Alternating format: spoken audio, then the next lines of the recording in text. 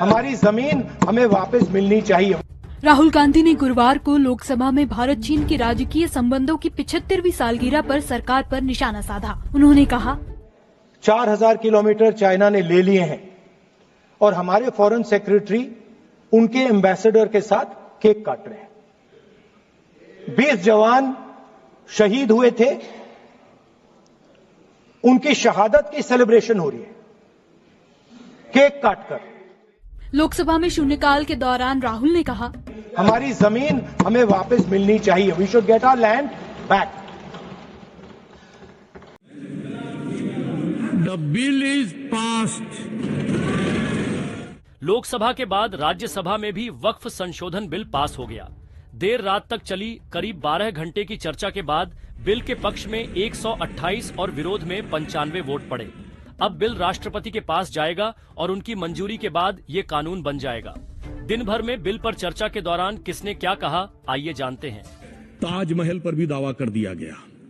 अब तो मैं पूछना चाहता हूं, सुप्रीम कोर्ट ने अपने जजमेंट में कहा कि भाई शाहजहां के जमाने का लिखा फरमान लेके आइए, तब हम मानेंगे कि इस पे कोई दावा है या नहीं। देश में एक ऐसा माहौल बना है कि माइनॉरिटीज को तंग करने के लिए ये बिल लाया गया है।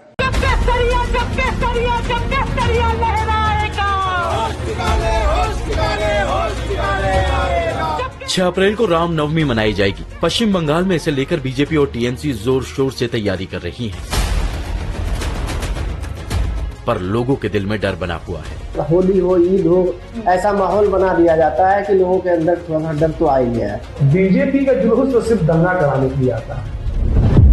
बीजेपी नेता शुवेंदु अधिकारी ने बयान दिया था कि रामनवमी पर 1 करोड़ हिंदू बंगाल की सड़कों पर उतरेंगे। 2000 रैलियां होंगी जिन्हें पूजा की परमिशन की जरूरत नहीं पड़ेगी। पलटवार करते हुए पश्चिम बंगाल की सीएम ममता बनर्जी ने कहा था कि विपक्षी दलों की राजनीति सिर्फ लोगों को बांटने की है। मैं ऐसा नहीं होने दूंगी। दोनों पार्टियों के साथ हिंदूवादी संगठनों की तैयारियां कैसी हैं, ये जानने हम पश्चिम बंगाल पहुंचे। चाहे साल 2023 हो या 2024, रामनवमी के दिन पिछले 2 साल से अलग अलग जगह पे दंगे भड़कने की खबरें सामने आ रही हैं। इस बीच इस बार रामनवमी को और भी भव्य रूप से मनाया जाने वाला है।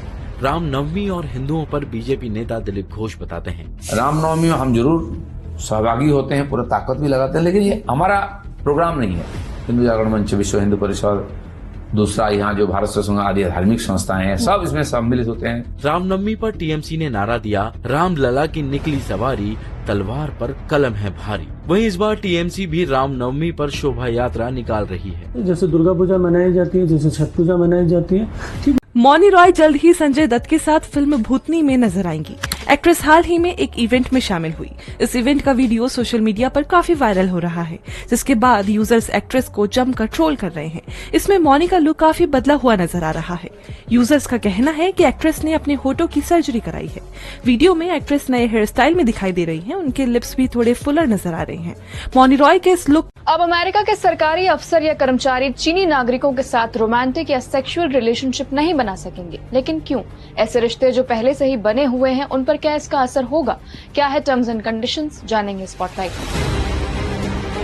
चीन में रहने वाले न सिर्फ अमेरिकी सरकारी कर्मचारी बल्कि उनके परिवार वालों को भी चीनी नागरिकों के साथ रोमांटिक या शारीरिक संबंध बनाने पर बैन लगा दिया गया है। एसोसिएटेड प्रेस की रिपोर्ट के मुताबिक इसी साल जनवरी में चीन छोड़ने से पहले अमेरिकी एम्बेसडर निकोलस बर्न्स ने इसका ऐलान किया। इस नए आदेश का असर सिर्फ चीन तक ही सीमित है, यानी दुनिया के बाकी देशों में रहने वाले अमेरिकी सरकारी अफसरों पर ये लागू नहीं होता। इस बैन के तहत बीजिंग स्थित अमेरिकी दूतावास, ग्वांगझो, शंघाई, शेन्यांग, वुहान और हांगकांग स्थित वाणिज्य दूतावास शामिल है। जिन अमेरिकी चीनी लोगों के रिश्ते इस नियम के लागू होने के पहले से ही चल रहे हैं, वो इस बैन से छूट के लिए एप्लीकेशन दे सकते हैं। हालांकि अगर किसी वजह से एप्लीकेशन रिजेक्ट होती है तो या तो वो रिश्ता खत्म करना होगा या फिर नौकरी छोड़नी होगी। 90 के दशक में संयुक्त राज्य अमेरिका और सोवियत संघ के बीच कोल्ड वॉर के दौरान अट्रैक्टिव पुरुषों और महिलाओं को खुफिया जानकारी निकलवाने। अनिल कपूर के बेटे हर्षवर्धन कपूर ने हाल ही में हिंदी फिल्म इंडस्ट्री को लेकर बात कही।